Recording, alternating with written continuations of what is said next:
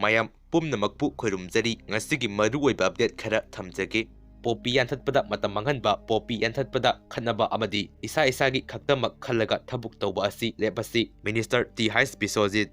Pre-praki active cadres ani Manipur Police na phagatkhre senkai thungkhai tawbada chanabani haiba aina thingkhraba lalhaulo. Pre-praki active cadre ani police na Imphal East District manung sanna laiba Sangai Pro mamang lekaidagi phagatkhre hairi. Police na pharaba miyoi ani adudi Laisangthem Napoleon Meitei sahi kuntraga manga amadi Thoksom Amujau Singha sahi kuntraga humdoi kawi hairi.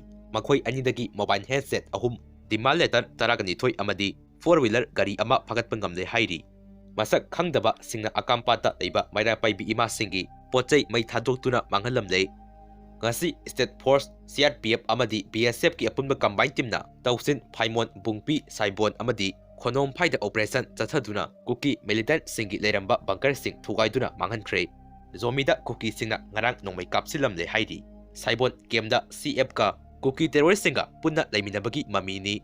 Sanasabi Tausin mathaki bunker sing Security Force singna tosin khibana maram oiraga manakta laiba kuki singi bunker masana sidok sakre bunker sidokpa matamda lambi leite haina phongdokli.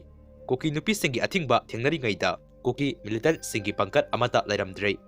Kuki NP Surachandpur amadi Zomi Council ani ki marakta khatna chainaba thokliba adu ok pik mapi mari piraga yasinaba purakre. Porompat Mary Director Laiba Diabetes Treatment Center da license paidana pharmacy phamlamba tanatana manufacturing date amadi expiry yaudaba hidak yolambagi damakta phagatkhre hairi. Phagatlaba hidak sing adu test taunaba tharagani haina pawasna makatari. Aigi ipok numita ichin inaw mayamna thaujan pibirakpagi damak ikok lona ikai khumnajari.